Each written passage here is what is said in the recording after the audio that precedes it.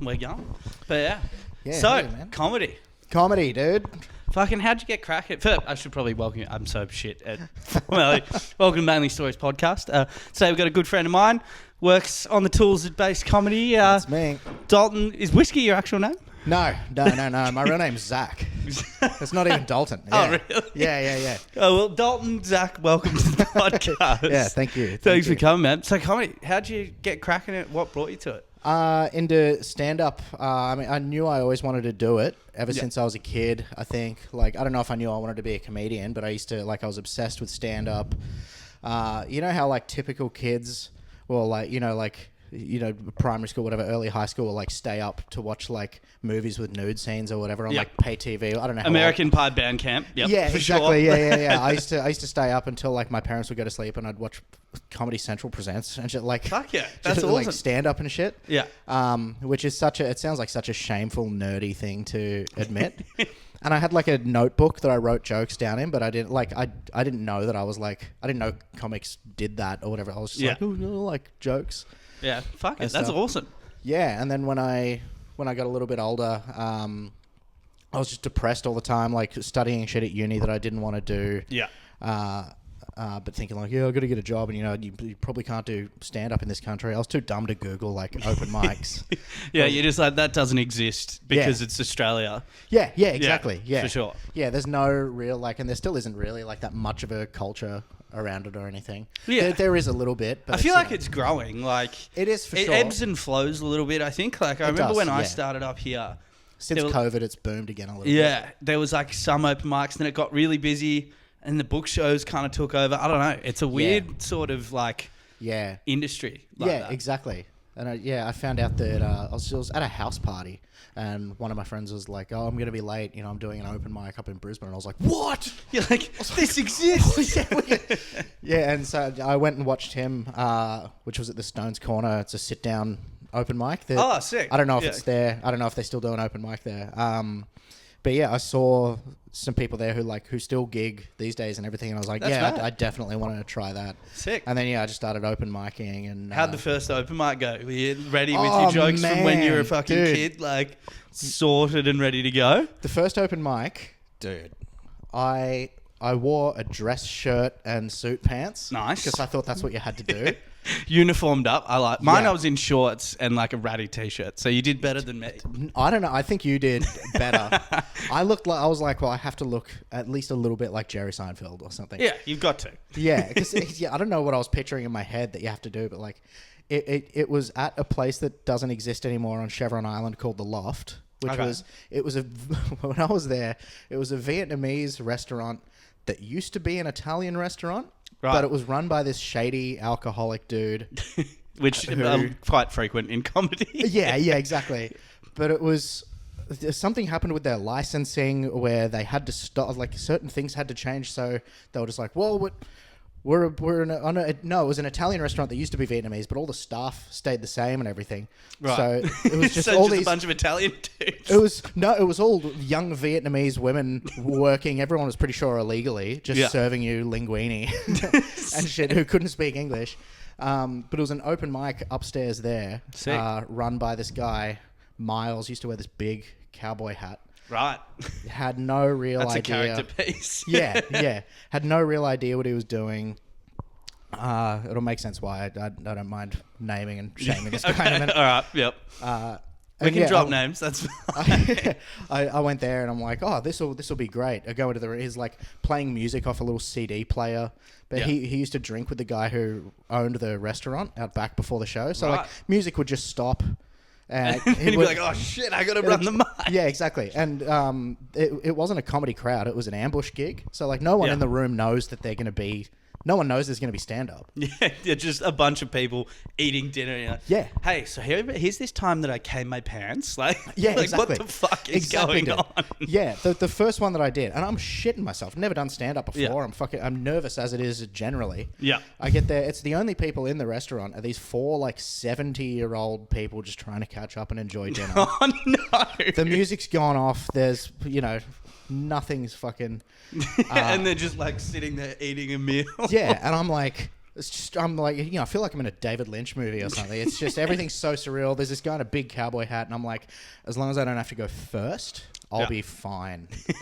I've been to these other gigs, like I know how it's supposed to work. Yeah. A little bit. Yeah, you got some sort of concept of what's going on. I figure there'll be an MC or whatever. There's 18 other people on. Okay. And the guy comes up to me and he's like, "You're first." And I was like, oh, fuck.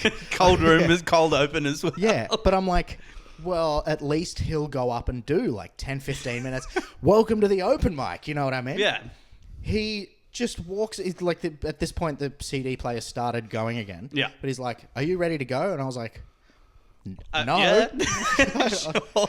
He just walks over to the CD player, turns it off. So now the room's just, it's like not a song has faded down. It's just cut it's just stop. And the guy walks up to the mic on this little like milk carton stage. Oh no. Pulls the mic out. Hey, he hasn't turned the mic on. So he has to put it back in the stand, walk over to the desk, which is at the back of the room. Oh, dude. I'm getting anxiety for you. Turns the mic on, walks back through the room, through the four 70-year-old people who are like, what's going on? Why is this random drunk dude getting on stage? Yeah. Drunk guy in a cowboy hat. He's like all red-faced. Yeah, like blood pressure through the roof. Like, yeah. Oh, dear. He gets up and I'm like, let the emceeing begin. I'll go over my note. I had an A4 page of notes. Yeah. Like, okay, this is going to crush. So nervous.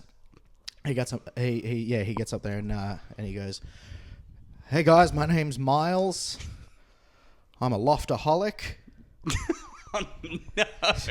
Dead silence. That's a hard bomb. And then he goes, "I'm addicted to the loft."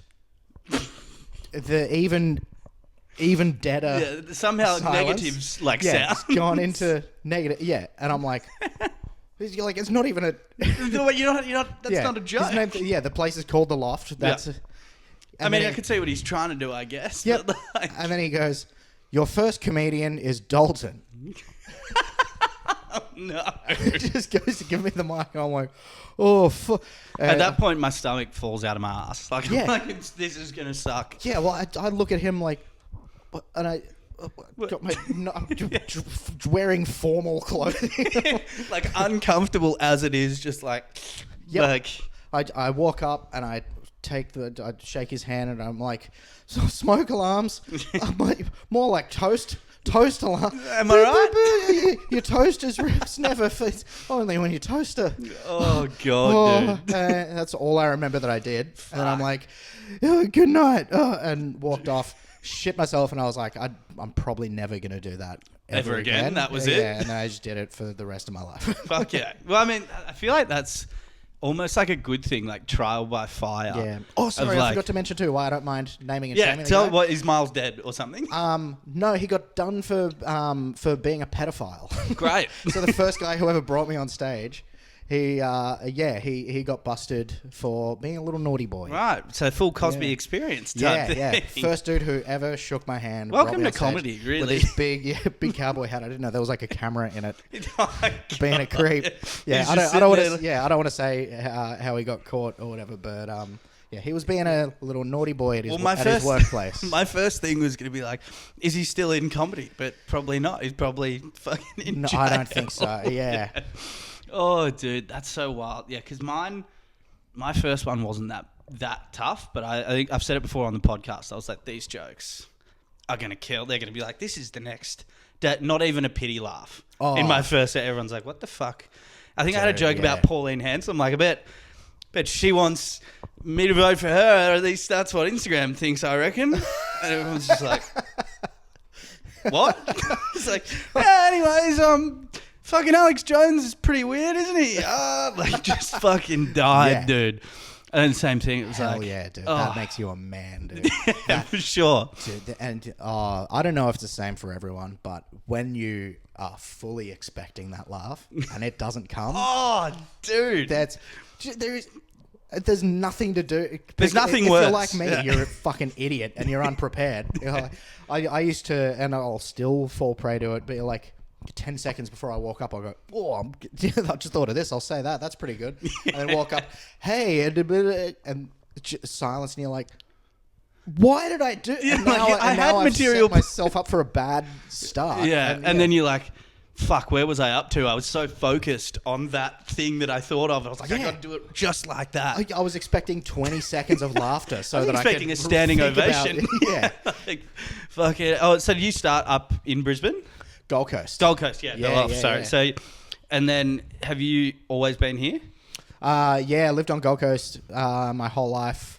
30, turned 34 in 2 weeks. Sick. Don't look a day over 20, mate. Thank you. I look older than you. That's so disappointing. Yeah, I'm fucking weathered. I've got a shitty little baby face. But yeah, I'm starting to get old enough now where instead of just looking younger, I just look bad.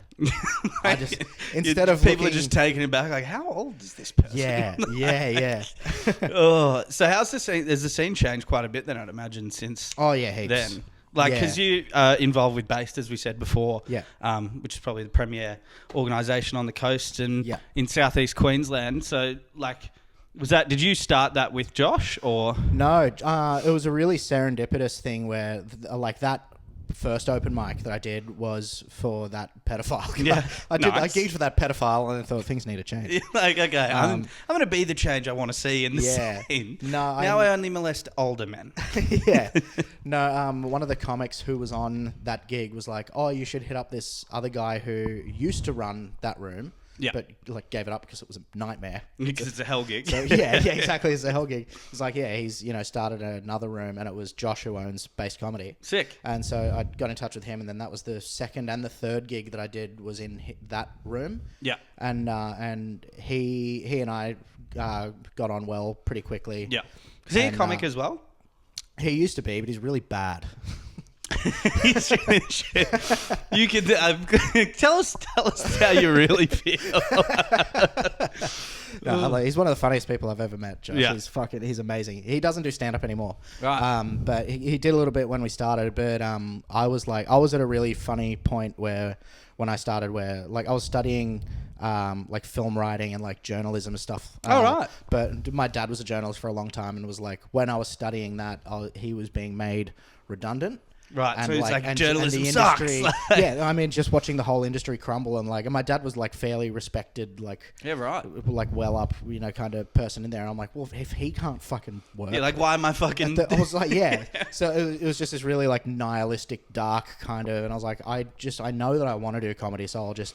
Now is the only time. If I don't do it now, I'll never do it. For sure. I think every like comic gets to that point where it's like, well, if I'm not, like, I can think about it, talk about it all I want. You've got to just sort of like do it, kind of thing. So I did that. I went for it, and when I met Josh, pretty straight away, I was like, this is a pretty unique guy with good head on his shoulders. Like he's very switched on with like business stuff. Yeah, very. So I thought this guy, will probably be. Yeah. Like I think he will. If he stays in comedy, he will do well. He'll do well at whatever he does. Yeah. So it's just like I've got a few friends like that. Yeah. It's like whatever you put your mind to, it could be like.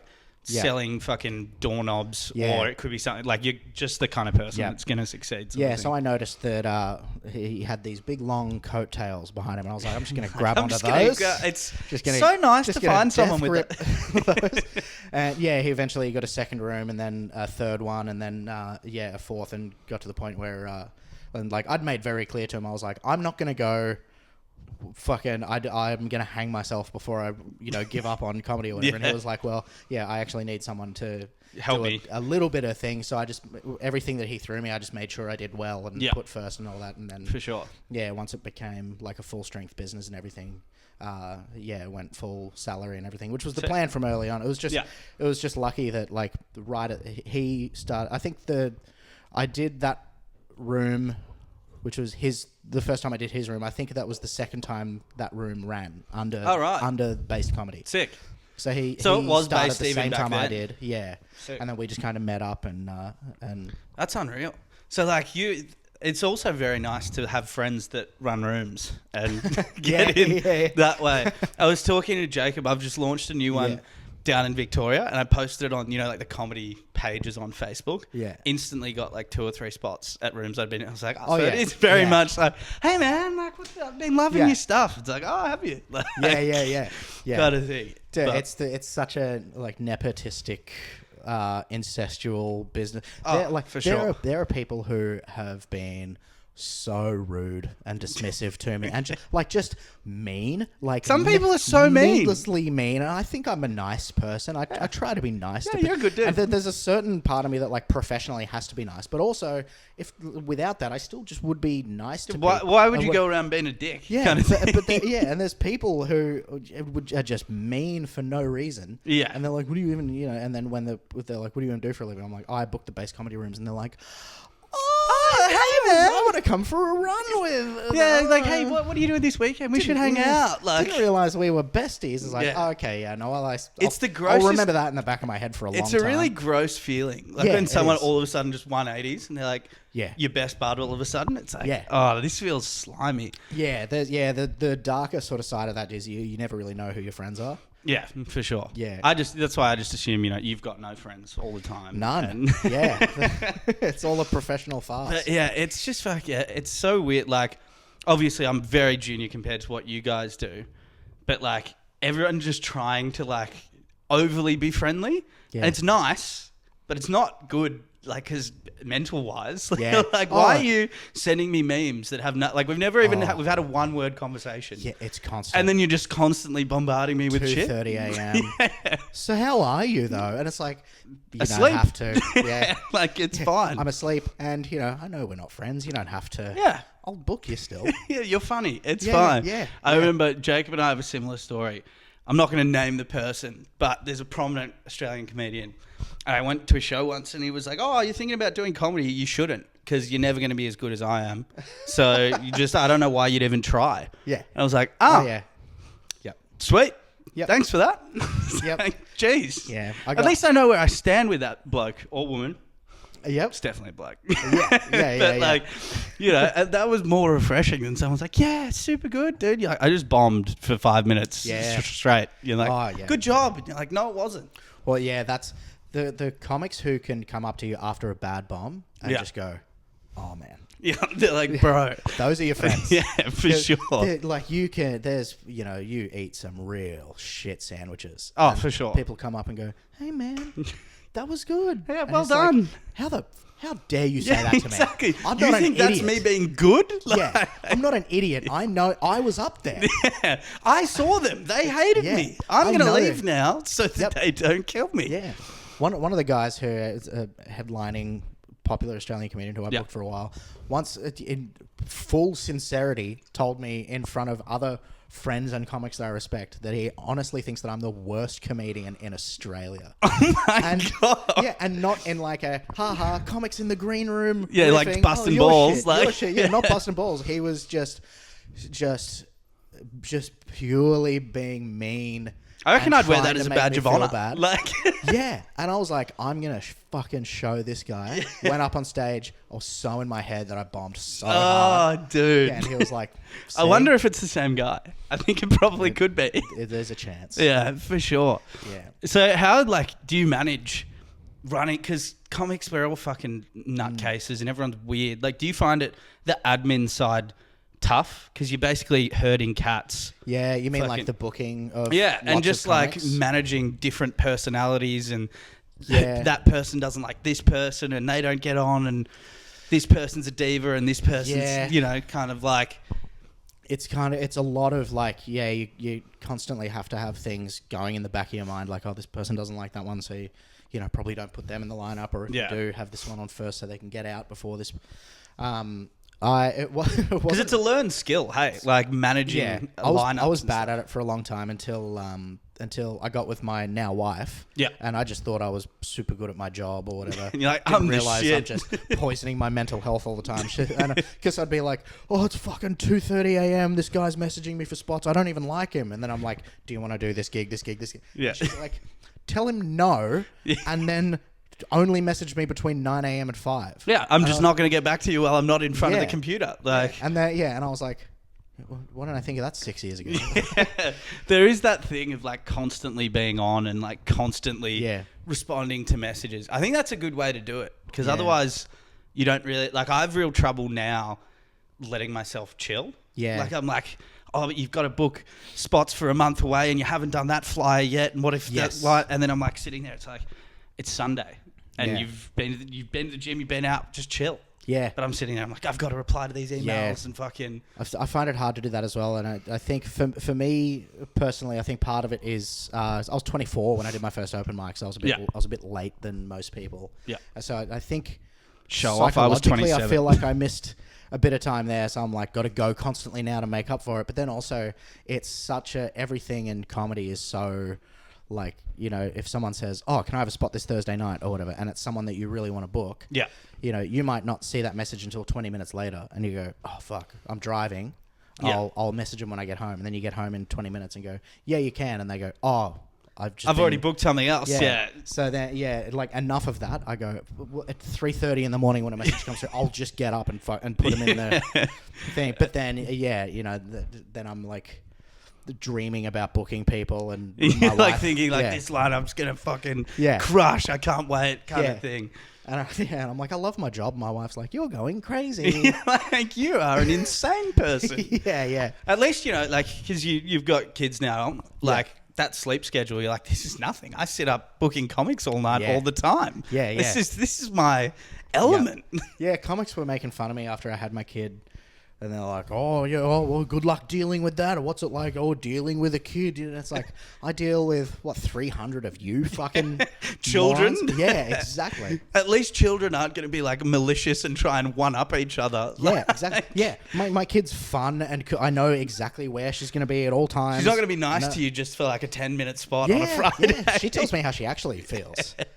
Exactly. So, That's wild, man. I don't get a call from some other kid being like, oh, your kid was talking shit about you at a gig. And I'm going, I thought we were friends. Just you wait, mate. That's teenagehood. Yeah, that's coming. Should have heard the shit she was saying about you the other day. I tell you what. Yeah. But yeah, I mean, it is such a fun industry though. Like, what's been your sort of like highlights, I guess, like as a stand-up as like a guy who books rooms and... as a stand-up... so I think you've been getting back into it. Lately. It's been so hard to do it since having the kid, but she turns 2 3 days after my birthday. Sick. So it's starting to get to the point where she sleeps reliably through the night, and like it's a little easier to... You can get that sort of structure back where you're like, right, and then... It's not a massive inconvenience anymore to leave her with my wife or you know, family or whatever. She's a bit easier going, so it's good to be able to get back out. Pardon me. That's right. Yeah, highs for stand-up. 2018, I opened for Doug Stanhope in Brisbane, sick. That was awesome. I just watched, what's the one in New York where he's super mad? Know something? Fuck, I need to look it up. It's so, and he's just... Before turning the gun on himself. It was so good, because I didn't watch Beer much Hall Stanhope. Putsch, yeah. And he's so funny. Hold on, I need to find this. This is very professional. I used to be obsessed with before I did stand up. Like no refunds. Yes, he was one of the ones that I was watching. Like when I was getting interested in stand up, and before I'd done an open mic, I was like staying up late watching Stanhope. Like I'd like watch Stanhope specials and everything. But I remember being like, oh, Mitch Hedberg, this guy's he's dead. And I'm like, oh, George Carlin's great. He's dead. And they're all dead. And then, when I was getting into Doug Stanhope, I was watching all his specials, and then, the thing comes up, YouTube recommended. It's like Doug Stanhope before turning the gun on himself. And I was like, no, he's dead too. I thought he was dead for like a month. I mean, you watch his fucking stand-up, you're like, this guy's got to be dead. Oh, yeah, 100%. Yeah. He's a wild motherfucker. So you got to, what was that like? That would have been amazing. Like, even just hanging with him in the green room and fucking... It was a big bucket list moment. It was just, in a backstage, like, it was like it was at the Greek Centre in Brisbane, which I'd seen him perform there the week before I did my first open mic. Fuck, so that's so full circle. It was immaculately full circle. There's just like this, almost like a school classroom, like thin divider thing. Oh, like one of those like kind of portable wall type things? Yeah, like that. And then there's like 700 people on one side, and then it was just me and him at a table with it was a like chair storage hallway thing. But they just had a table there with some chairs, and there was like a bottle of gin or vodka or whatever it was, a bottle of grapefruit juice, and a meatball sub that he was going to eat. And I sat there and just had 2 cocktails with Stanhope, just talking about like gigs and whatever. That's sick. And Yeah, they fucked with me too. Oh, really? There's Stanhope's got that manager, his manager, the Scottish guy, Brian Hennigan. Oh, yeah. I didn't even pay attention to it, but when I was sitting there around the table, there was a wireless mic just on the middle of the table. Yeah. And I was like, I didn't even really think about it, but I guess, just be there's just a spare mic, we're in a fucking storage hall. Yeah, and we're just sitting around this table or whatever, and I'm like, I've got this watch on, and I'm like, oh, it's getting close to showtime. Yeah. When are we going to... How long are we making Are they going to tell me to Yeah, and I was so nervous. I was fiddling with my watch and I broke the strap. I took it off and I left it on the table. And we were sitting there and I can't remember what I said, but I said something that got like a laugh out of Stanhope and Hennigan. Yeah, and amazing. That must have been like... Dude, my heart just filled up. I was like, oh, amazing. And Hennigan, as he laughs, he goes, ah, and then he came back down and he just picked up the mic and goes... Ladies and gentlemen, welcome to the stage, Dalton Whiskey. And I was like, oh! I didn't click immediately. Yeah. I was like, well, that's weird. And I could hear the applause come from, and I was like, oh, fuck. And so I'd got to run to the only little bit where because you probably had to run around. Just had to squeeze through this thing. I'm halfway through the wall by the time the laughter's all come back. So now it's awkward, and I'm like going up to the... You're out of breath getting on stage. So I'm like, now I'm going to bomb because all the applause is coming, and now they've watched me like a little cuck walk up to the stage in silence. Dude, I killed so hard. It was the best feeling of my life. That sounds like a fucking wet dream, dude. It was sick. Yeah, I got to have a really good set. I did about 15 minutes. Fuck yeah. And then got to be like, ladies and gentlemen, welcome to stage, Doug Stanhope. He came up, gave me a big hug, and I noticed he was wearing my watch, the one that broke in the green room. He'd jury rigged it up and put it on. Now I've still got that hanging in my that's like a framed fucking thing. Dude, that would have been... And so, great dude. Good to hang, Yeah, nice guy. Super chill. Yeah. Yeah, not really like mellow. his persona kind of thing. No, yeah, you expect him to be like this, wild, angry party sort of. No, he was just chill, just sitting. Was on his phone a little bit. Yeah, just had a couple drinks. Dude, I'm so envious of you right now. He didn't listen to my set. But you got the laugh in the fucking preamble. That is a great way to fuck with someone. He didn't listen to my set, but Hennigan told him that I was very good. Nice, mate. That's... Holy shit. I didn't know that. That's fucking awesome, dude. That was the highlight. I walked off that being like, I can die now. Yeah, your comedy I've completed it. And it was such a because when I started, it was a very much like I left uni before I graduated. I hated everything that I was doing. I had no other prospects in my life, and I was like, fuck it. I'm just gonna. I know what I really want to do, and this is what I love. Yeah. If I'm not good at it, then fine. But I have to give it all in. Yeah. Works. So it was such it was 4 years to almost to the day. But I got to, in the same room that I saw him a week before my first gig, I got to bring him on stage. That's so, and then you're like, that's so huge. Yeah, it was almost like a big 4 year breath of just being like, okay, it worked. Yeah, it's so because there is sometimes that thing when you're just cruising around doing mics, getting a book show, and you're like, is this am I improving? Is it getting any when you do enough mics to 4 people who are just eating dinner and you got fucking cowboy pedophile over there. Yes. Then you're like, what am I doing? Have I made a huge error? That's sorry, I didn't mean to cut you off. No, please. That's what's unnerving to a lot of people is they expect, because it's not like anything else where there's constant growth. People expect for there to be constant, I was here yesterday and now I'm here and now I'm here. Oh, if I don't do a mic for 2 weeks, I might stay here or go to... It's not like that. It's fucking miles of eating shit, and then you go, you get a little spike, and then it's just... And then you're like, I'm really good. Death.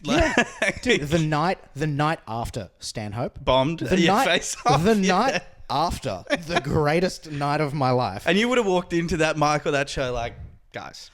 I'm the fucking best. I walked in there, and it's what I was expecting. The other comics were like, how was it? Tell me everything. I was emceeing a gig that was run by another comic, a guy who's not really around anymore. Yeah. And he was good. He was fun, but he ran this gig, and it's just typical gig run by a comic because he wants more stage time. Yeah. And so he doesn't really know much about running a room. So he's getting me to MC, which at the time... Clearly didn't know anything about running a room. I didn't know much about emceeing at the time.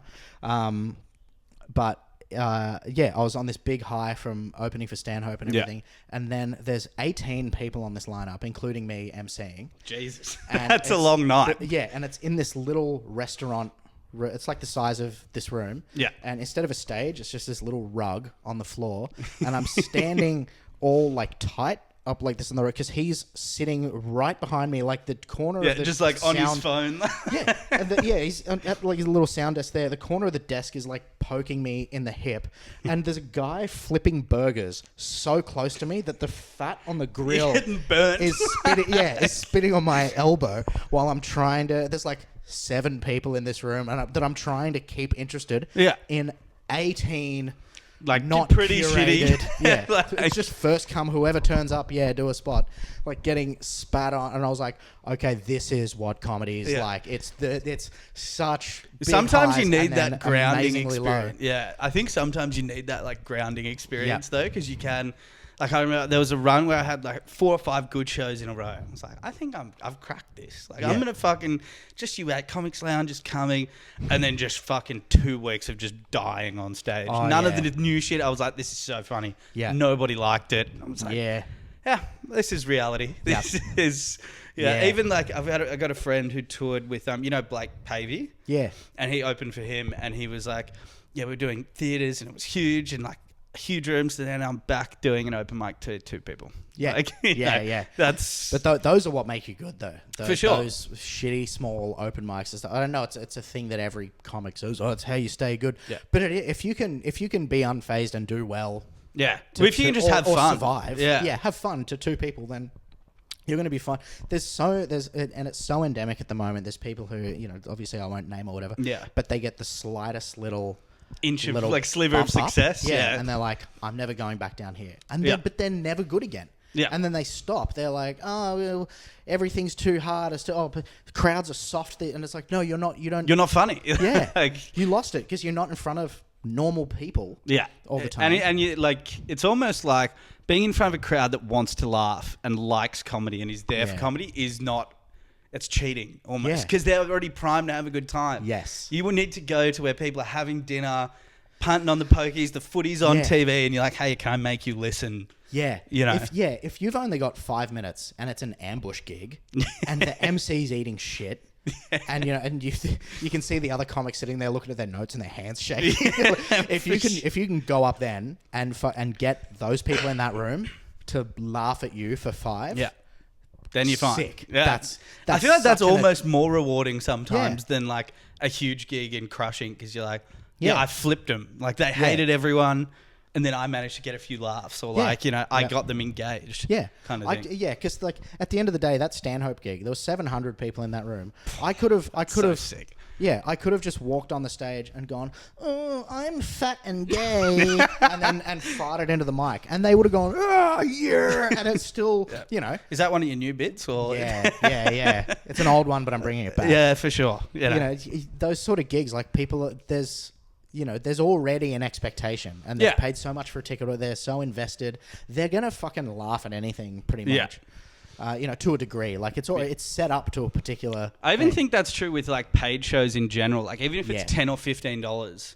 Even like if it's $3. People are there and they've invested, like, let's go and do this activity. Whereas like the free ones, it's almost like you're creating value by charging them money. Yeah. Kind of thing. Like it's a weird... They're invested. It's a weird little psychological trick where, free shows, people will just sit there, even if they're there for the show. Yeah. They'll sit there and they'll go, boo. Yeah, or chat to their mate. But you get them to put $2 in, they'll sit and listen because they've put something into it. Yeah, well, they kind of got ownership over it. Yeah. Kind of thing. Yeah. But man, that's a crazy story. Have you opened for anyone else of note in the past few years? We've done 2 runs with Adam Ray came and headlined for us when he was in town. Who, for anyone who doesn't know, he's doing the Dr. Phil stuff at the moment. He's one of the so good. He was already big, but the Dr. Phil thing, he's taken off crazy. He's on Kill Tony every fucking week or whatever. Crazy. Do you see the special with him and real Dr. Phil? Yeah. So cool. Yeah. Dr. Phil, actual Dr. Phil, seems like way more of a cool guy now. Yeah. Because he's just like down to fuck around. He's like, our wife, you know what I mean? Yeah. So he was he's in a show called Young Rock. that films over here. Yeah. So when he came over, like he, was researching whatever gigs. Yeah. So both times he's done that, he's come and done the gig. So I got to do spots with him and hang out and just. That's sick. He's the sickest guy ever. He seems like the coolest dude. Like, after that special, there's a bit where he's just chatting to everyone, just like, thank you for what you do. Like, just seems like actually a really wholesome dude for like a mental comedian, wild dude who does crazy shit. Like, he's just he came and did Last Night on Earth on a tough night, which is like, it's our most like, we've got like real good like club gigs like Hotter and stuff like that that are just real straight, like what you want out of. Last Night on Earth is like a dive bar. It can be a little chaotic. There's homeless people outside sometimes that scream through the windows. Like, and he had a tough time at that particular night. Yeah. And even still, he did an hour. That's and he still came off and he was like, what other open mics you got around? Like, I've got to try this bit, that bit, and I forgot to do this. Are there any other? And it's just he emailed me outside of the gigs and was like, just wanting to know where all the open mics are. That's it. And see, like, that's what I think makes the great comedians great, is they have that attitude. Like, there was a thing. He just wanted to gig and do stand up. I think it was Mark Normand in Melbourne. Had his like show. I think it was at like, the Princess Theatre or something. And then where people I know were sitting at an open mic, and he was like apparently going to come in, and then he went to the lounge, and then he was like, I might drop by for a spot. And it's like, that's sort of like what they do kind of thing, which is awesome. Like, it's so cool. The goal is to one day get good enough so that you can be like, I just finished a show, now I got to go to a mic and fucking do that. But he seems like the best dude. Yeah. And so when was that? That was a few years ago? Or? That was just after COVID. Sick. Yeah, it was the first time was just before COVID, I think, and then the second was just after, or maybe they were both just after. I'm not sure. I think it was before and then after, but sick. That's so like. And I got to have a and this is your job, dude. Like, this is your full-time job. Is you get to hang out with fucking Stanhope and Adam Ray. Yeah. And just like, well, it's a little more grim now after COVID. For sure. Things haven't gone back to full strength. Before COVID, we had 13 weekly rooms. Yeah. And it was living the dream. Yeah. Which just was pumping great. Spot after spot. Yeah. Cool. Yeah. Yeah. It sort of seems like, is it climbing back slowly, you think, or? It's harder to run. In terms of like, administration and numbers and stuff like that, that's all Josh's side. Yeah. But at least from what I know of it, like, especially since COVID and everything, venues are so much more unwilling now to just take the initial risk on comedy. It seems like pretty much all venues are struggling. Yeah. To make ends meet. Like, there's been a few in Brisbane that used to have mics, and we're not earning enough money. We can't get a renewed lease. Yeah. The majority of rooms that we've lost all comedy rooms have a pretty short shelf life. They all, it's lucky to get a room that runs more than 2 or 3 years. Yeah. The majority of our ones that we've lost have been because the venue is gone. Like, they can't afford to run. It just ceases to exist. Yeah, not just the comedy, but the venue itself can't run. And then obviously there's extenuating factors into other venues and stuff, which is, unfortunate and shitty or whatever. But it was when COVID first started happening, it felt so personal. Yeah. Just, I'd given up fucking thing. I had given up everything in my fucking life. Yeah. And anything that is a solid qualification in any kind of industry, anything that has worth in the world, to gamble it all on an industry that heavily relies on getting large groups of people into small spaces breathing out as hard as possible. It's sort of like the fucking anti-COVID, the number one thing that the health experts like, you can't do this, is cram a whole bunch of people into a room and have them exhale as hard as they possibly can. It felt so personal.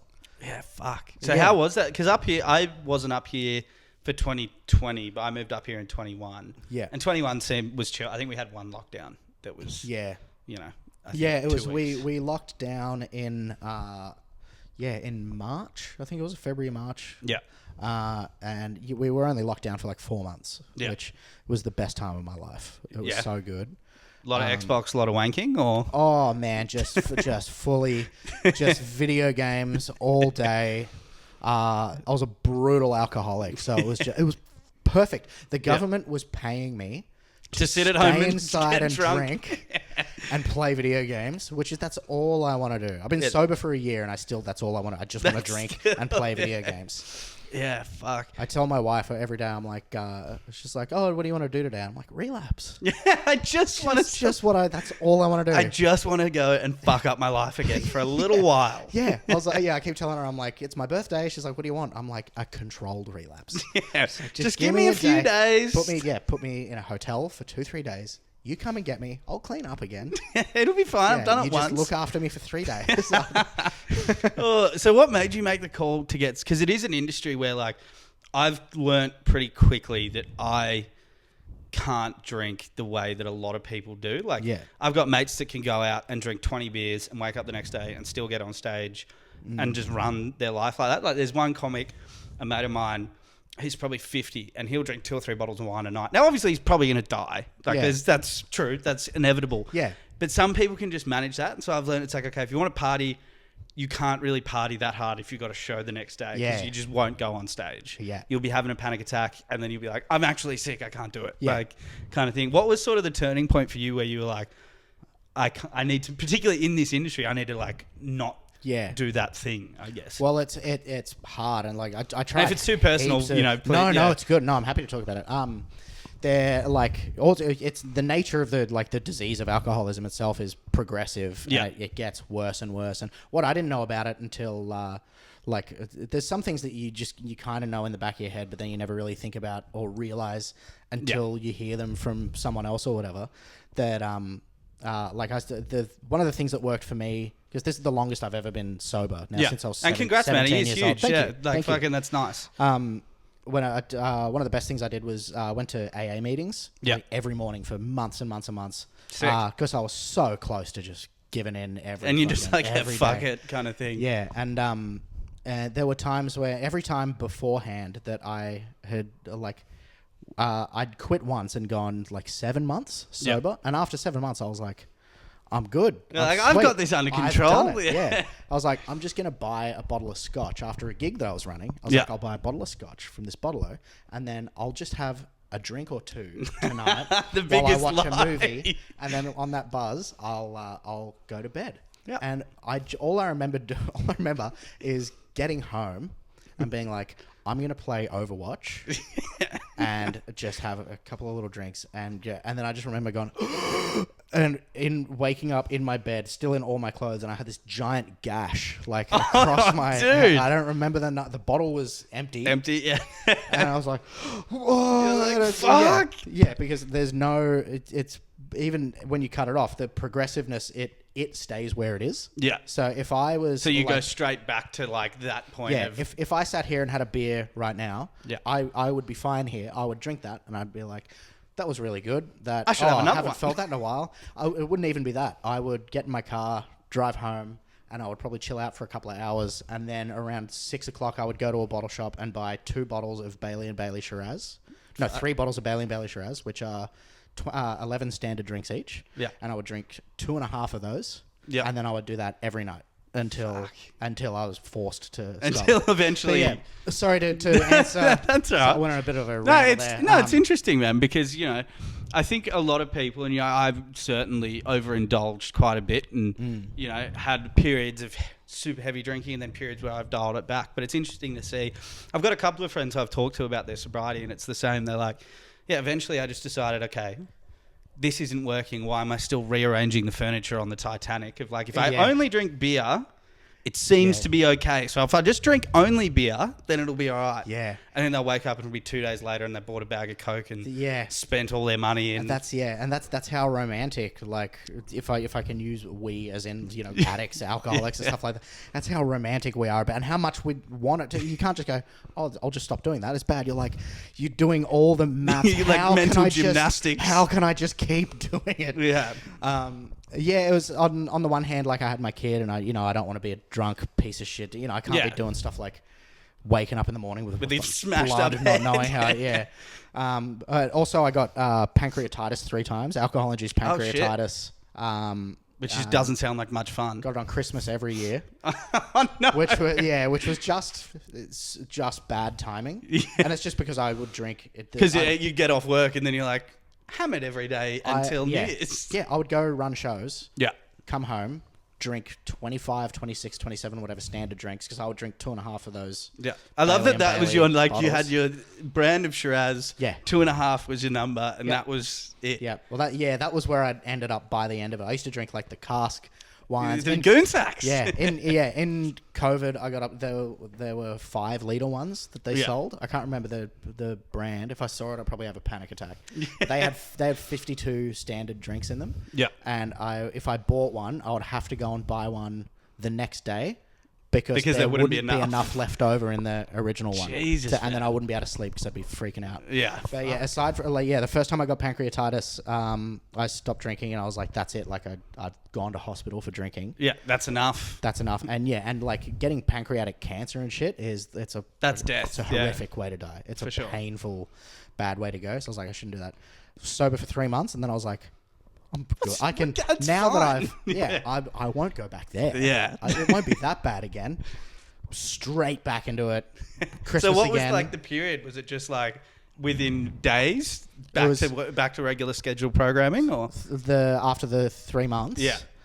It was instantly straight back. I went to a bottle shop and bought 3 bottles of the Shiraz. Like, I'm going to be good. I'm only going to have one of them, but just in case, I'll have 2 of them on hand. Yep. And then by that point, and then by the end of it, because I was drinking like 20, like between 20 to pretty much between 25 to 30 standard drinks a night, which is insane. Yeah, that's fucking, that's a lot. Yeah. I wouldn't wake up hungover because I'd still be fucking hammered. Yeah. So you were able to sort of go at about your day kind of thing. Yeah, I was very functional. Fuck. And so like even now I tell people who I've known for 10 years, I'm like, yeah, I quit drinking. I was a horrible alcoholic. And they're like, I didn't even know you drank. I was very particular. I'm about fucking that. good at it. Yeah, that's the problem. Yeah, I was really good at it. But yeah, it got to the point where like, by like 4 or 5 p.m., if I hadn't had anything, like my hands would start shaking. I'd be freaking out. Like my head would start to shake. You'd be like sitting there like fucking Don Vito. Go from white as a ghost.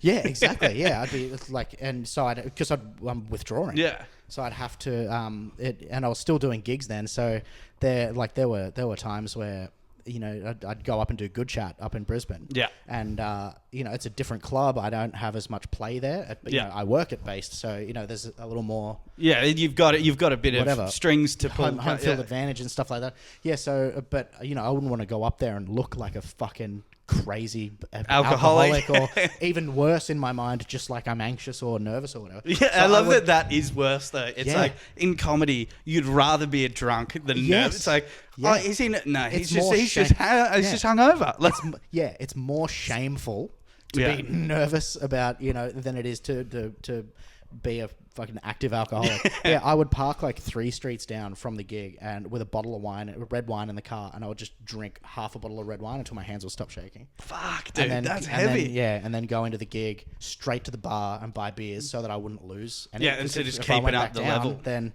if I went back down, I'd start to freak out. No shit. So how, like, and then I'd just have to wait until I wasn't drunk again, so I could drive my car, and then it would just be white knuckle the steering wheel. And you're just like sitting until there, I could get home. Yeah, looking at how like Google Maps, like I've got 17 minutes.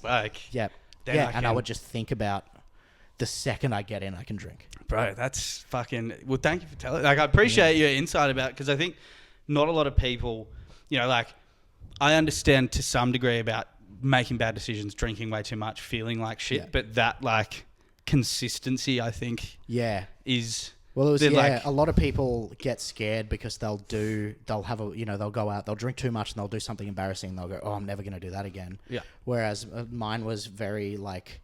It wasn't just that, I drank too much one time and, the busting my head open was embarrassing and everything, but mine was bad because it was like I needed it so bad, and it was such a lifestyle that it was like it was hidden. I didn't see hidden friends. Stuff as well is like I didn't see friends for years. I was just killing myself. On the outside, I was totally normal. Yeah, you're like, guys, I'm just busy with work. Yeah. And then And then going to the second time I went to hospital after I got out, I drank again after a month. Yeah. And then the third time I went to hospital, my organs failed when I was in there, and I got a brain fever. Jesus, and just some real crazy shit. And then when I got out, I drank again 3 days later. I started doing the heavy cycle again. See, okay, the organs are working now. Yeah. Back on the track. 3 days later. Yeah, and pancreatitis is the most painful thing I've ever experienced. Yeah, because I've heard it feels like you're basically getting stabbed in the stomach. Yeah, fucking hot 24/7. Hot knife right in the middle of the chest, 24/7. Yuck. The most horrifically, just like, screaming for you. Like, you feel like any of the horrible scenes from a war movie where someone's been shot, screaming for their mother and shit, guts spilling. It feels like that.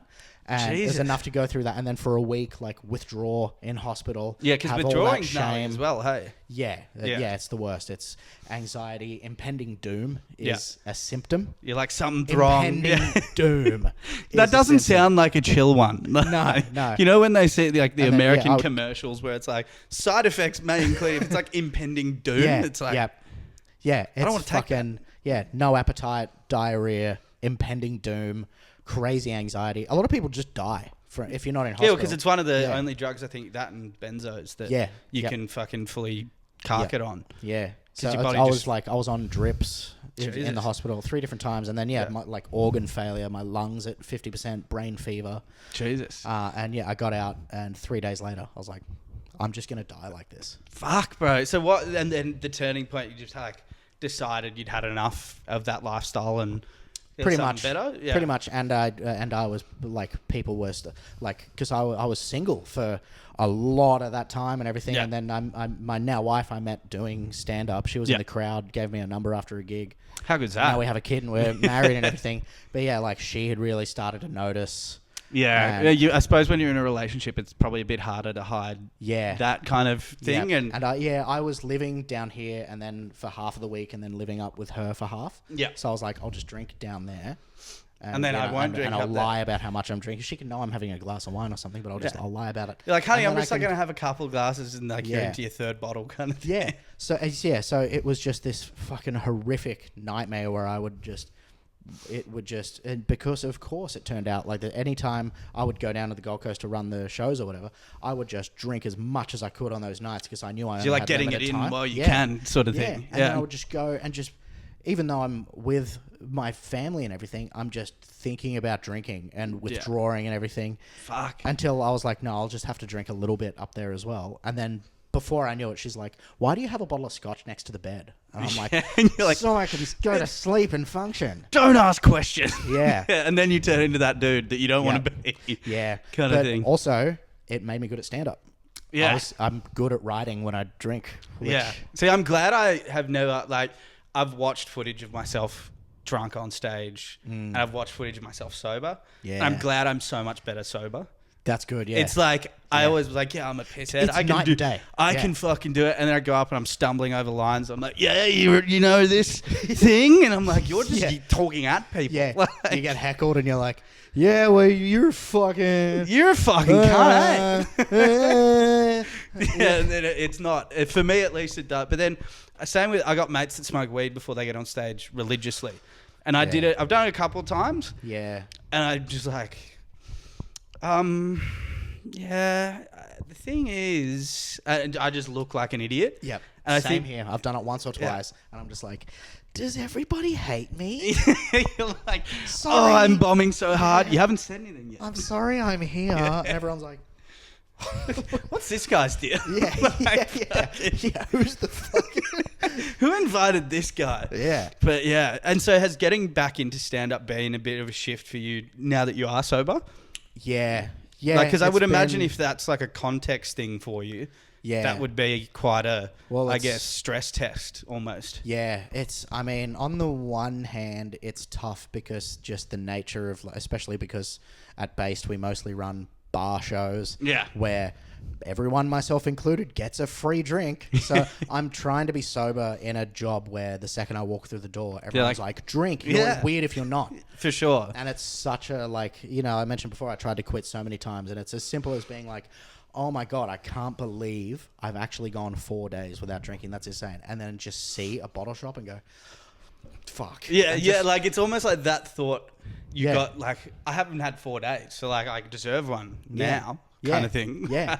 Well, even for me, it wasn't even like towards the end, especially it wouldn't even be like that. It would just I'd be like, oh my God, it's finally over. I've done it. So, and then like I would see a bottle shop and be like, I'm not going to go in there. Yeah. And I would still just turn the car. And then like, the car's gone on autopilot. Yeah. Fuck. And I'd be like, fuck.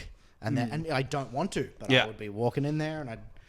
Wow, that's so. On repeat. The AA stuff really helped you sort of get out of that frame of mind. AA is wild, man. Really? Those people are fucked in the greatest. That was, you know, I had such shame around it for a while. Yeah. You know, because I'd feel crazy telling anyone I know, like, you know, people would be like, what happened with the gash on your head? And I was telling people, I'd be like, oh yeah, I got into a fight and, you know, blah, blah, blah, I got mugged. And they're like, you? Yeah. And I'd be like, yeah, it was no big deal, you know, I don't really want to talk about it. And people are like, okay, guess it's like somehow, you know, I'm thinking less shameful. Yeah. So I'm like, I can't tell people that I drank or whatever. And then also because it's something that I need to do every night, there was, I guess, maybe in a lying to myself way, I can't be like, oh, I'm actually out of control of it at this point. Because did you try and trick the whole time? Yeah, for sure. Yeah, if this is happening, I can't. And it got to a point where I used to, it's so shameful. I would wake up in the morning and have like bruises on my face and shit. And just no idea how you got it. Remember. Yeah. And so I would go to bed at like, you know, 3, 4 in the morning. I just fucking tanked. Like, you know, 30 standard. I'm like stumbling and I'd get into the bed and be like, all right. And I'd set up my pillows in a way where I'm like sitting up a little bit. So like I'm not going to get heartburn. That's not going to make me like roll around and like sleep yell and shit like that. And I would like tuck myself in, like my covers and everything like in and under me. So I'd like burrito myself into the bed and be like, now I can't like. Now I'm not going to move. Yeah. And I would just go and just close my eyes and be like, just go to sleep like this. And I would just wake up. The next day, like exactly the same. Yeah. Cut. You must have been like thrashing around. Fighting the sleep paralysis demons, but hammered. Like, you might have been transported to a new dimension. Just fighting mythical battles or some shit. Yeah, it's just so wild being like, okay, I have it under control. Thinking that's having it under control. And you're like, yeah, this is normal. Yeah, tying myself into the bed being like, cool, got it sorted. Like, not just stop drinking.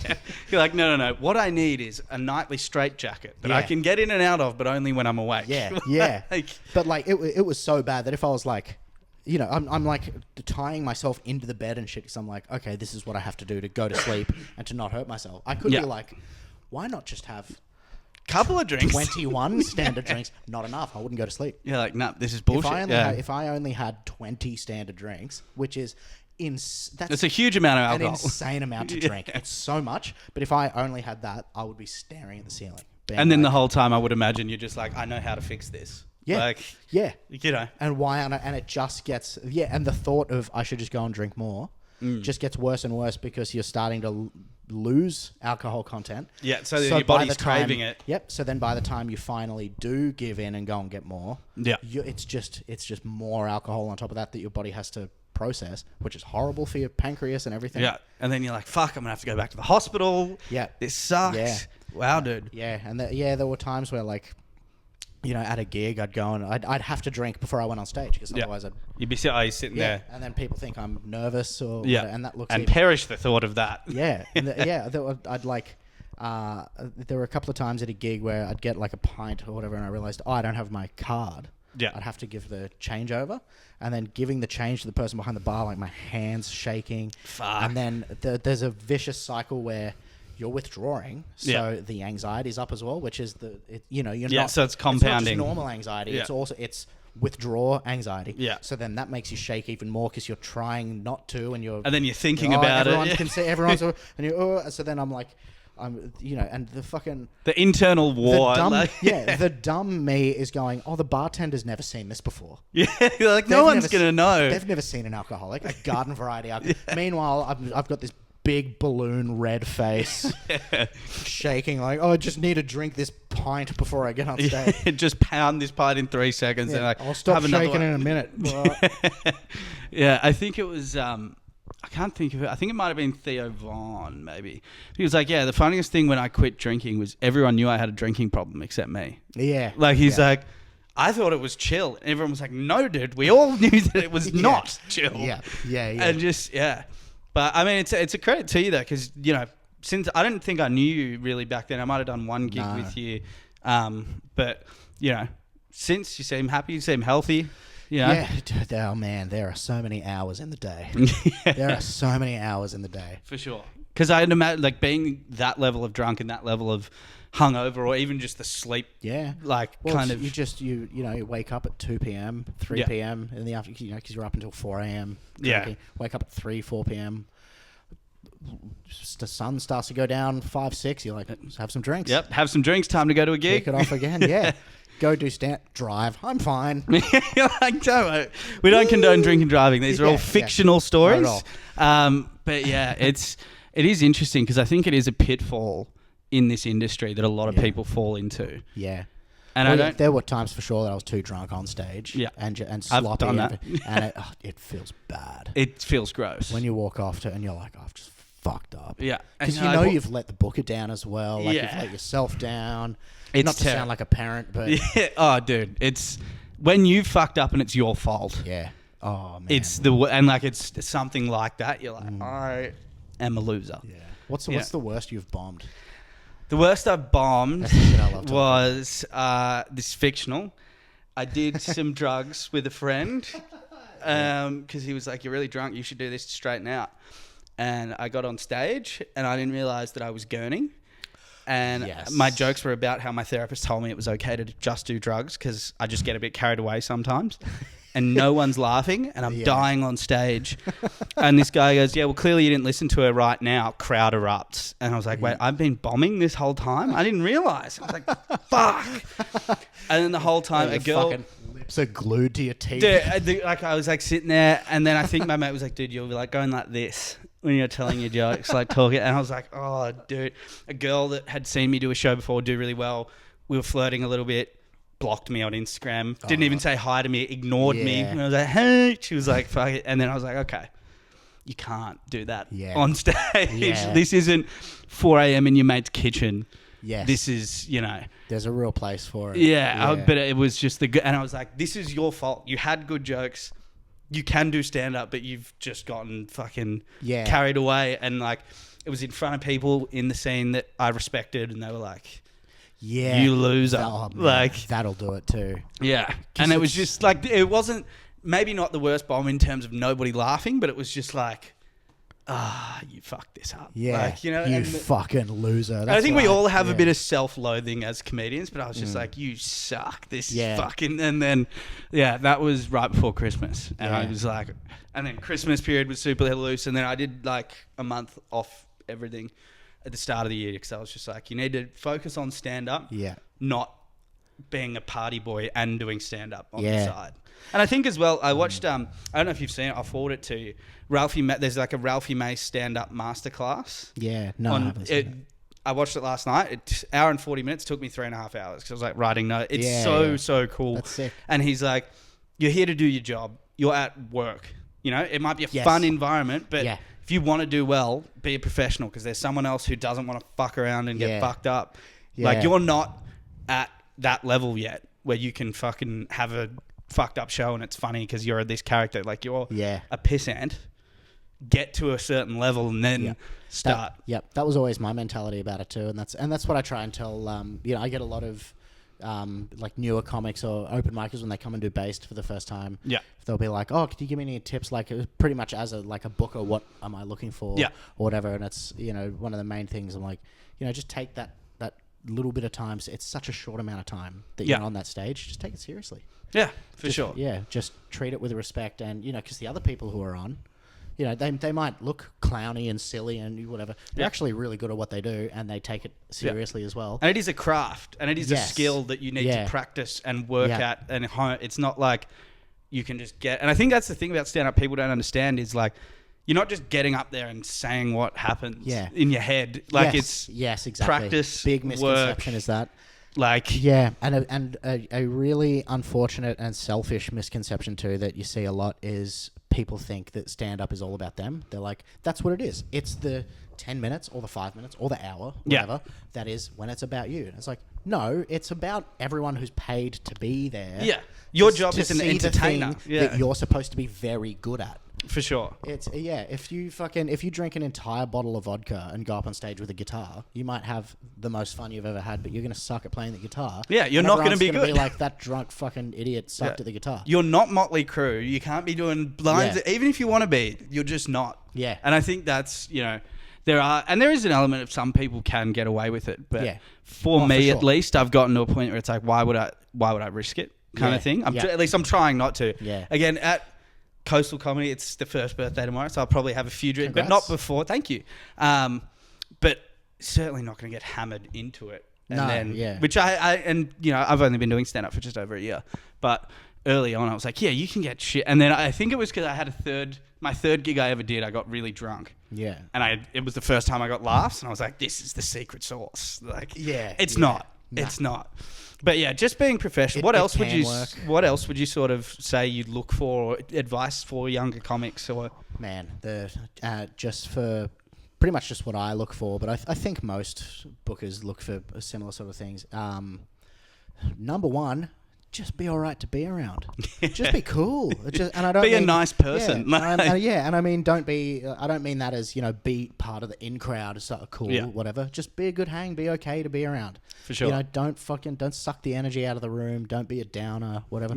Just I've got to run like me as a producer and booker, and I've got to be at the shows, running them myself and everything. I have to be there.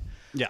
I don't want you there if you're going to suck to be around. Yeah, you don't want to. You don't want to make your life worse by hanging around late at night with people who are annoying. And some people are surprised when they hear this, which shouldn't really be that surprising at all. But there are people that I don't book who are hilarious on stage. Yeah. Because I don't like being, and I'm not trying to be mean like that. A lot of people don't like being around that person. Yeah. So I also don't book them for that They're kind of annoying. They're shitty people. And I know people don't like being around them. I also don't like being around them. So, I'll avoid, those sort of people. There's people who aren't that funny on stage who I'll book because they're hilarious to talk to. Thanks for the spots, man. I appreciate it. You're welcome. They're not terrible on stage, but they're not like at the top level, but they're just bring good energy. I book them more than I book other people at maybe at their level or so. It's different for each person. For sure. But there are people that I book more just because I like being around them and they're fun. 100%. And people who are going to bomb every night, I don't book as much as that would be a poor business move. Yeah, and the other so there's that. Just be fine to be around. Be cool, even if that just means you show up on time and just look at your phone in the corner. Yeah, that's cool. You don't have to. Just don't be a problem. Hang out. Don't. Yeah, it's worse when it's the worst when like.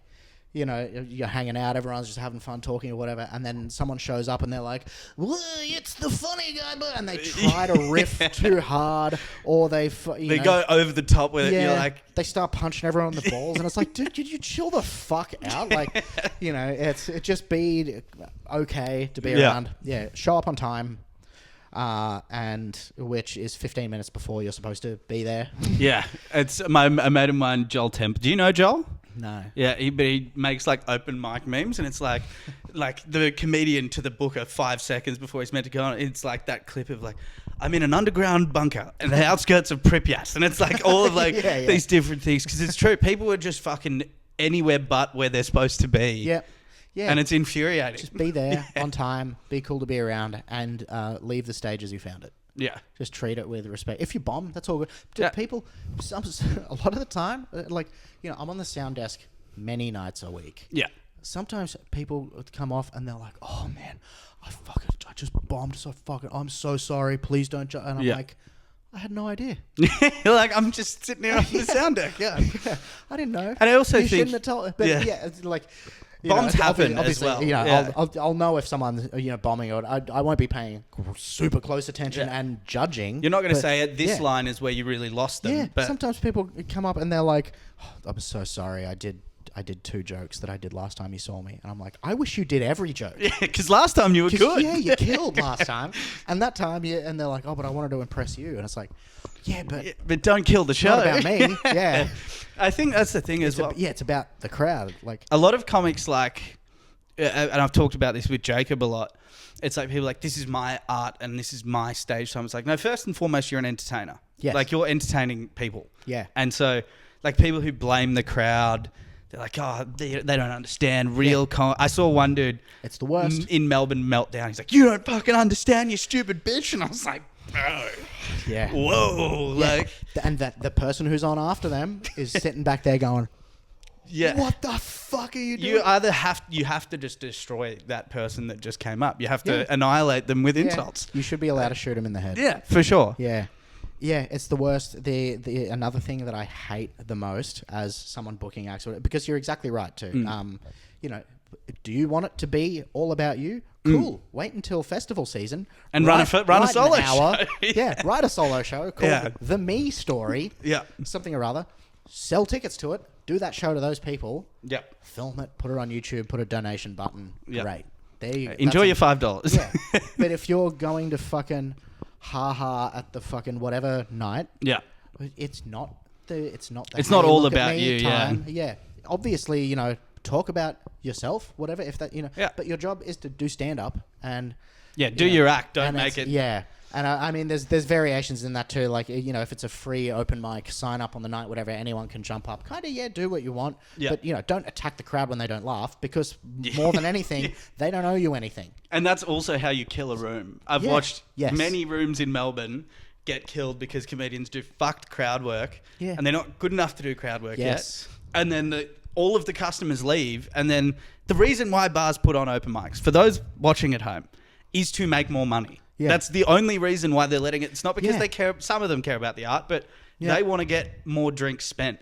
If you kick all of the customers out, there's no more business. There's no more room. Like it's, you know, money makes the world go round, and it's fucking. I've seen it happen a couple of times, and it's like, this room's not going to be here for much longer. It's the worst. Yeah, that whole attacking the crowd thing. Oh, you stupid cunts don't know what. It's like, hey, they don't owe you anything. No, not at all. They don't have to. If they don't laugh, that's actually, what are you going to, no, you might learn something from that. And in that documentary I watched yesterday, I was telling you about, like, it was at 90% of the time they don't laugh. It's because of your presentation of the material. Like, he's like, you can literally go up, if you've got enough stage presence, be like, and then they're all like, oh, what's he doing? And he's like, you can get a laugh for doing nothing. Yeah. You know, it's about you. Kind of thing. Yeah, it's a combination of everything. That's why a big part of like what people call like hacky MC tricks, like, you know, all that. A lot of that is like mannerism tricks. Yeah, it's, you know, the eyebrows raised, that face, kills. Yeah, it's on nothing bits too. Yeah, it's just silly, like, you know, things that everybody does. The Tom Segura face. For sure. Yeah, the thing that I hate more than anything that I see in, you know, and it's fine. It happens to everyone every now and then. But the people who all the time, because sometimes, you know, a joke doesn't work, and you know, sometimes you got nothing, and you just say whatever you can. Yeah. But when someone does a bit, and it gets, you know, maybe a pitter patter of laughter, and they go, well, that crushed last night. Oh, dude. It's like, well, thank you, sir. I'm actually going to laugh at it now. Yeah, congrats, you fucking idiot. Yeah. You know who doesn't care? Everyone you just told that to. For sure. They want to laugh now. Seriously. And it's like, once again, they don't owe you the laugh because it did well last night. Oh, well, that kills in Brisbane. Oh, cool. Cool. We're not in Brisbane. Yeah, we're not there. Well, dude, that's like, I had a massive beef for a while with comics being like, well, after this is over, I'm going to go kill myself. And no one's agreed with me on it. I just find it so, like, yes, it can save a joke, which is funny. Yes. But, like, I just find it annoys me. I'm like, just do your joke, accept the bomb. Like, that's... Yeah. I don't know. There are grenades that you can pull, you know, when you start bombing or whatever. Yeah. You know, but if you, like, there's comics. I just think it's a tired one that everyone uses. Yeah. One I used recently, I wanted you to get your opinion on it. I, like, dying at this room, and I pulled out my phone. I was like, I just got a text from Mum. I can't wait to tell her I crushed. And then people were like, okay, this guy's fucking around. That's funny. So, but, like, have a new take on it is my thing. Yeah, well, one of the things that that I love the most about stand-up too is the writing. I love writing jokes. I love writing things that are funny. And so why don't you want to find a new way to do that? Why don't you want to have fun with that sort of? And there are people who have great lines about, oh, it didn't work, I'm going to kill myself. Yeah, and it can work. Yeah. It can be good, but it is a little bit tired, and it does not come across well when you don't sell it as and when it's just a throwaway and you don't say it confidently. Yeah. And they're like, okay, do it then. Yeah. You should actually just do it on stage. Yeah. Leave the stage, not as you found it, covered in blood. Yeah. John Cruikshank has a great line. And it's I don't think you'd mind me saying it on a podcast. It's on YouTube. A line that he throws out when a joke doesn't land. And have you seen any of John Cruikshank? No, I don't think I have. He's one of the best. Killer. He's so fucking funny. Yeah, he's so good. He will do these. He'll be killing or whatever. And if in the middle of a kill he has a joke that it doesn't hit or whatever, or he'll just stop and go, sometimes the jokes tell you. That's great. Such a great line. That's awesome. Yeah, but you're right. It's coming up with unique ways to say it that feel true, like and authentic. Yeah. You know, like I think that's as well like something newer people struggle with. At least I do. Is like letting that stream of consciousness out a little bit and just like playing around a little bit. Yep. And not being so like stiff and rigid. Yeah, a lot of newer people are very, and I was exactly the same. Just like too much to the script. Yeah, it takes a long time to be comfortable and to be. I used to be so scared of silence when I first started. When the MC was like, "Welcome to stage, Dalton Whiskey," I'd be like, run, halfway across the room. I'd be going, "Hey!" So it's not quiet when I get up there. But one thing that all newer comics should keep in mind too is if they're quiet, they're listening. Yeah. If the room's quiet, they're still listening. They're engaged with what, and it also builds a bit of tension between, you and the punchline. Yeah. And stand-up is all tension and release. So if you can, I used to back when I was full-time and just doing stand-up constantly, I used to try and do bits where I'd be like, how long of a Can you just be silent? How long can I make a crowd lull? And then how hard can I punch it back out? So I'd try and write bits that would be, that would flow, and be like, I need to engineer it in a way so that it, get laugh, and then how long can I dip and then make the biggest spike back out of it? That's a cool. I might try and use that. That sounds like a fun exercise. Well, and it's I'm also addicted to doing all sorts of shit. Like, it's I just love jokes and like structure and writing and how it works. So it's fun to think of things like that, and then it's fun once you've written that bit or how you think it's going to work. Then being on stage, when you hit the lull, and it's I almost wanted to have a watch and be like, okay, and go. Like time. For sure. And you can see people in the crowd, like, some people will stay engaged. You can see people start to they'll look down or whatever, and you're like, all right, I got to start pulling it back. Got to get them back interested. Yeah. It's a fun art form, mate. Yeah. It's a lot of fun. Yeah, there's so much about it that people don't think about. Daniel Towns made me laugh so hard. Daniel Towns is a Sydney guy who's really good. How people talk about, you would have heard comics on podcasts and stuff say, oh yeah, you're so nervous at the start, and then it just gets to the point where, you're doing your jokes and you're thinking about like, oh, what do I need to buy at the shops tomorrow? Yeah, you go on like autopilot mode kind of thing. Yeah, Daniel Towns told me once that when he's in theaters and stuff, that I don't know if he does it anymore, but he said that he would wear a watch on stage. He'd wear like a bright, shiny watch. Yeah. And he thinks it's, people think that it's just so you can check the time or whatever. But he said he would just spend the whole time trying to bounce the spotlight into people's eyes. That's so funny. Just fucking with people in the audience. While he's doing the set, he would just find the person who's not enjoying him the most and then just bounce the spotlight into their eyes for the whole show. That's fucking awesome. And that would keep me going for an hour. And he's not thinking about anything else. Like, how do you like this, motherfucker? Yeah. That's awesome. Oh, dude, we've done an hour and 20. How good's that? Sick, man. That's flew by. So, base comedy, we'll put it in the thing. Have you got anything else you'd like to plug? Any shows coming up? No, not really. Just the base comedy Thursday, Friday, Saturday, Sunday nights. Everything can be found at basedcomedy.com.au. Base Comedy on Facebook, Instagram. Yeah. And Dalton Whiskey if you want to see. I write lots of stupid jokes on Facebook. His Facebook is fucking incredible. Thank you. Yeah, it's so fun, so funny. I love when comics comment on it. I think on one there was a massive war between comics. Yeah. I had to delete that because it was fucking. I didn't realize it was serious, and then all of a sudden I saw it when it had 8 comments. And I think they were like 67 or something. When I checked later that day, I was like, that one was, something's going on. Yeah, I pulled that down because it was getting ridiculous. But if you want to laugh at some stupid dick jokes, every joke is I'm gay, a different variation. It's nothing wrong with the classics. Alrighty, bro. Thank you, Dalton. Appreciate you coming, very much, man. Thanks for having me. Appreciate it.